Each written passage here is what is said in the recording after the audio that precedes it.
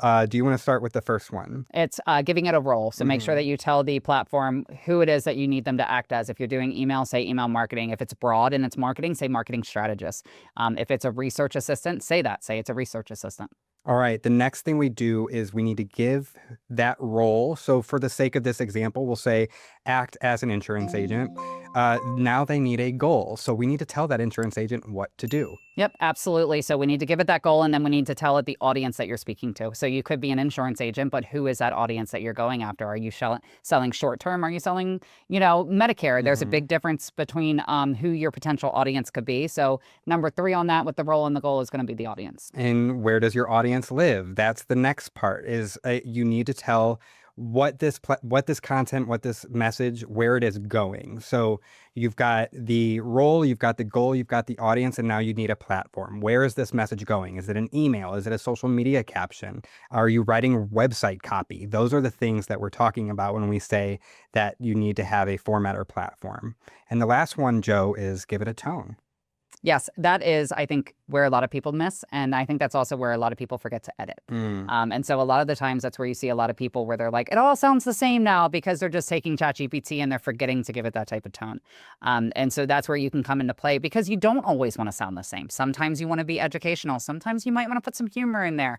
There's different types of, just tones you want to bring into the conversation or you want to it to be perceived as. And I think when you forget about that and you just copy and paste what it's saying, then that's where you end up with a lot of the posts that just all feel the same. Another great way that you help others understand what we're talking about is a GPS analogy. Right? You wouldn't just tell, your Uber driver to take you to a mall. Yep. So this is what we're talking about. If you could, can you touch on that analogy a little bit more? Imagine if if you're saying, hey, just take me to a mall. Well, there's a lot of questions that come along with that. The problem is that the LLMs aren't set up to come right back with a question. The LLMs are set up to give you an answer. It wants to please you. So when you put it into a GPS, it's going to pull up all these different malls and it could be from everywhere. Yeah. And you already know where you want to go. Same thing when you're doing a prompt. You already know where you want to go. Give it to it. Provide it to it. Say it. So instead of saying, hey, I want to go to a mall, it can be, hey, I want to go to a mall that's located in Clearwater, and I want to make sure that it has a store that sells these type of shoes. Also, I'm going to be there around these times, and I also want to make sure there's no tolls on my way, and I want to make sure I'm not getting any, spending any additional money.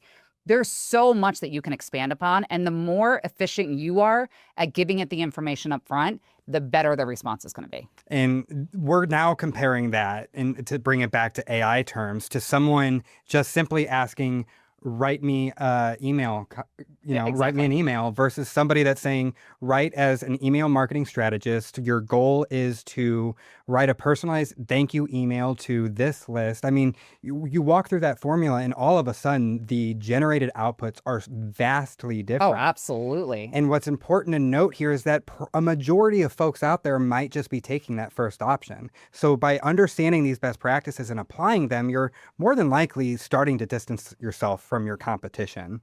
And keep that in mind, too, as you're building out content and how our consumers are starting to do it. It may not just be, hey, find a Medicare agent near me. The average keywords on Google is 5 to 7 keywords. The average search on an LLM is 30 to 40 keywords or 30 to 40 words. And so instead of find a Medicare agent near me, they're saying, hey, find a Medicare agent near me. I'm specifically looking in the Clearwater area who takes appointments Monday through Friday between these times. I also want to make sure that they specialize in new to Medicare. Also, check their reviews for me. Make sure that they have over 4.5 stars or over 4.8 stars. There's so much you can say. And the more precise you are, the more precise. And it's amazing how detailed of an answer you can get. And it can match you better to what it is that you're looking for. And the more you use these platforms, the better they are at understanding you. And it sounds silly, but you will develop a relationship. And this AI does genuinely get to know you. Oh, absolutely. So if you're using it for work cases, then over time, you're going to already have that head start to where it might just take that single prompt and you're getting those answers you're looking for a lot quicker.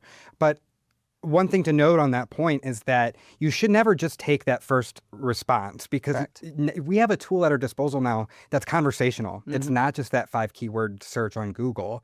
You really want to press it and continue that conversation so you are getting the best possible outcome. Yep. You want to keep having that conversation and then ask it to ask you questions. I mean, there's things that you're not going to think about.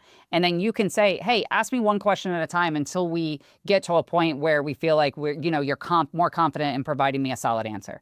You can easily say that. And I say it all the time, because if you don't say, give me one question at a time, it's going to give you 15 and you're going to get frustrated real quick. So it's an easy way to just say, hey, ask me one question at a time until you feel like we have enough information.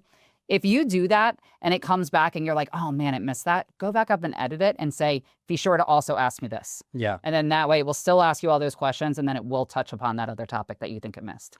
Another great tactic that you can use is have AI interview you. Yes.